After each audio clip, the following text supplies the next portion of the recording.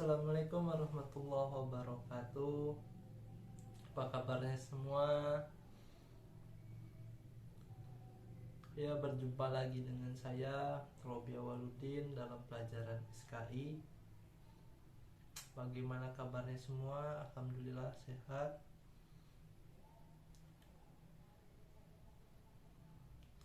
Apakah semuanya sudah siap untuk belajar? Baik, kalau telah siap, sini saya akan mengabsen terlebih dahulu siapa saja yang hadir. Abdul Aziz, Afika Rida Utami,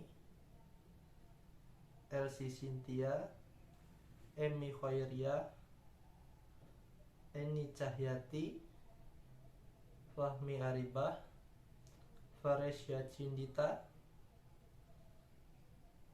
Hamidah, Haike Yesia Tamara, Hindun,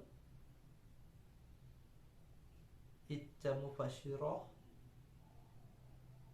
M. Jaja Al-Alfa, Muhammad Zulkifli, Mahmud Al-Qarni. Ya, semuanya masuk. Alhamdulillah semuanya dapat mengikuti pelajaran pada hari ini. Baik,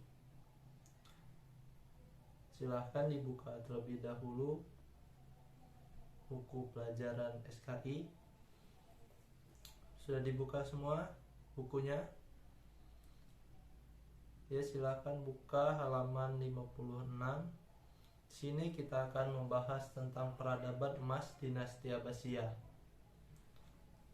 Sudah ada yang membaca terlebih dahulu masa keemasan dinasti Abbasiyah? Nah, di sini ada 1, 2, 3, 4, 5, 6. Ada 6 pokok bahasan dari peradaban emas dinasti Abbasiyah. Yang pertama yaitu kemajuan administrasi pemerintahan, militer, dan kebijakan politik. Subbab yang kedua yaitu kemajuan ekonomi, sosial, dan budaya, kemajuan ilmu pengetahuan dan teknologi, kemajuan ilmu agama, kemajuan sains, kesastraan, dan arsitektur. Nah, yang terakhir ini kemajuan pendidikan dan perpustakaan. Nih, perkembangan kebudayaan peradaban pada masa dinasti Abbasiyah mengalami masa keemasan dan dikenang sebagai masa Golden Age atau peradaban emas. Budaya di antara kemajuan tersebut yaitu yang pertama yaitu kemajuan administrasi pemerintahan, militer, dan kebijakan politik. Nah, di sini kemajuan administrasi pemerintahan dan militer di masa kekhalifahan dinasti Abbasiyah memperbaharui administrasi pemerintahan, sistem politik, dan tatanan kemiliteran. Nih, yang memperbaharuinya di sini adalah Khalifah Al-Mansur, melakukan perbaikan administrasi pemerintahan guna meningkatkan pelayanan publik melalui sistem koordinasi dan kerjasama lintas sektoral. Misalnya, kerjasama antara Kodi dengan polisi rahasia, Dewan Pajak, dan kepala jawatan pos. Khalifah Al-Mahdi juga membuat Dewan Korespondensi atau kearsipan yang menangani surat menyurat dan ketetapan khalifah, dewan pengawas, dewan penyelidik kekuasaan, departemen kepolisian dan pos, dan pengendali tingkat tinggi. Khalifah Harun ar-Rasyid melengkapi dengan melakukan perbaikan pengelolaan Baitul Mal untuk meningkatkan masyarakat yang membutuhkan. Nah, sampai di sini ada yang ingin ditanyakan terlebih dahulu. Selanjutnya itu sistem politik. Dinasti Abbasiyah berkuasa dari tahun 132 sampai 656 Hijriah atau 750 sampai 1258 Masehi. Para sejarawan membagi periode kekuasaan dinasti Abbasiyah menjadi 5 periode, yaitu periode pertama yang disebut sebagai periode pengaruh Persia pertama. Periode ini dikenal sebagai abad keemasan Islam atau sering kita kenal dengan istilah The Golden Age of Islam, yaitu masa keemasannya Islam. Nah, yang kedua disebut juga periode pengaruh Turki pertama, yaitu pada tahun 232 sampai 334 Hijriah atau 847 sampai 945 Masehi. Periode yang ketiga yaitu pengaruh Persia kedua, yang mana pengaruh Persia kedua ini dari tahun 334 Hijriah sampai 467 Hijriah. Selanjutnya yaitu periode keempat. Nah, periode keempat ini disebut juga pengaruh Turki kedua. Dari sebelumnya yaitu tadi periode kedua yang disebut sebagai pengaruh Turki pertama.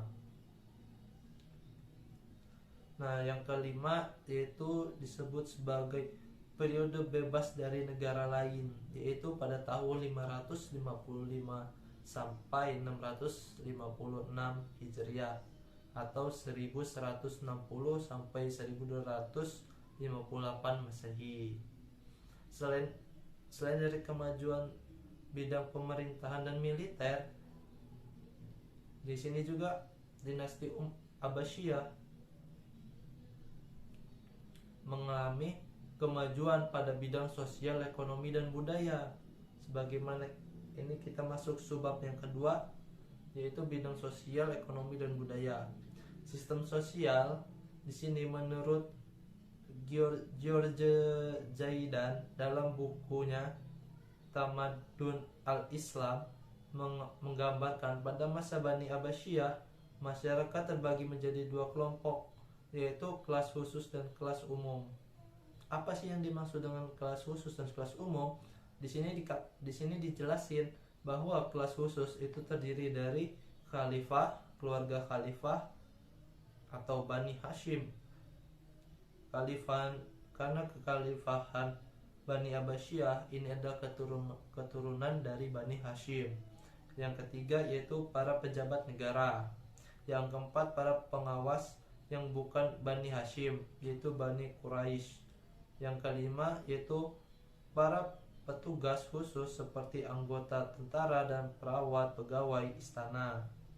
Nah, itu adalah kelas khusus, dan sedangkan di sini kelas umum yaitu para seniman, para ulama fikih dan pujangga, para saudagar dan pengusaha, dan yang terakhir itu para tukang dan petani.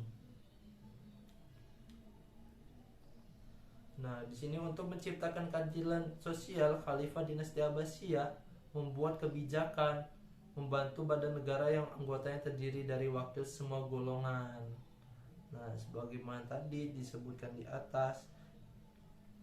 Jadi, pemerintah dinasti Abbasiyah di sini itu mengambil semua golongan untuk dijadikan atau memegang kekuasaan agar tidak terjadi perselisihan antara satu pihak dengan pihak lain atau satu golongan dan golongan lain. Tugasnya yaitu untuk melayani masyarakat dari berbagai golongan. Tidak ada perbedaan suku, kelas, sosial, dan agama. Di dalamnya, para wakil golongan bebas berpendapat di depan khalifah. Dalam lindungan kebijakan ini pula, masyarakat non-muslim dilindungi dan diberikan hak-haknya sebagai warga negara. Mereka bebas melaksanakan berbagai aktivitas keagamaannya. Bahkan beberapa orang non-muslim pernah menduduki jabatan penting di pemerintahan seperti Geber Baktis. situ, yaitu itu adalah sistem sosial. Jadi sistem sosial ini tidak membeda-bedakan lagi dari golongan A, B, C, D, tapi di sistem sosial ini, di sistem pemerintahannya, dinasti Abbasiyah mengambil dari semua golongan agar tidak terjadi perselisihan. Sistem ekonomi nih, perekonomian dinasti Abbasiyah digerakkan oleh perdagangan dan pertanian. Di berbagai wilayah kekuasaan Abbasiyah terdapat kegiatan-kegiatan industri, di antaranya industri kain liner di Mesir, sutra di Syria dan Irak, kertas di Samarkand, serta berbagai produk pertanian seperti gandum dari Mesir dan kurma dari Irak. Hasil-hasil industri dan pertanian ini diperdagangkan ke berbagai wilayah kekuasaan Abbasiyah dan negara lain. Secara bersamaan dan kemajuan dinasti Abbasiyah ini, dinasti Tang di Cina juga mengalami masa puncak kejayaannya, sehingga hubungan perdagangan antara keduanya menambah semarak kegiatan perdagangan dunia. Hubungan dengan dunia luar Jazirah Arab telah membuktikan bahwa pada masa pemerintahan dinasti Abbasiyah, hubungan diplomatik dalam bidang ekonomi perdagangan sudah dibangun sebelum orang-orang Arab terjun ke dunia perdagangan. Selain itu, perdagangan barang tambang juga semarak. Emas yang ditimbang dari Nubia dan Sudan Barat semakin melambung perekonomian Abbasiyah. Untuk mendukung kegiatan perdagangan, berbagai sarana pendukung didirikan seperti membangun sumur dan tempat-tempat istirahat di jalan-jalan yang dilewati khalifah dagang, membangun armada-armada dagang, membangun armada-armada pertahanan laut untuk melindungi para pedagang dari serangan bajak laut dan lain-lain. Dinasti Abbasiyah juga mengenal mata uang dinar. Khalifah Abbasiyah pertama memberikan dinar adalah Abu Abbas Abdullah bin Muhammad pada tahun 749 Masehi. Ia mengganti corak koin kalimat Muhammad Rasulullah dipakai mengganti Allah Ahmad Allah As-Somad lam yalid walam yulad pada isi belakang koin. Nah, di sini yang dimaksud ada perubahan mata uang.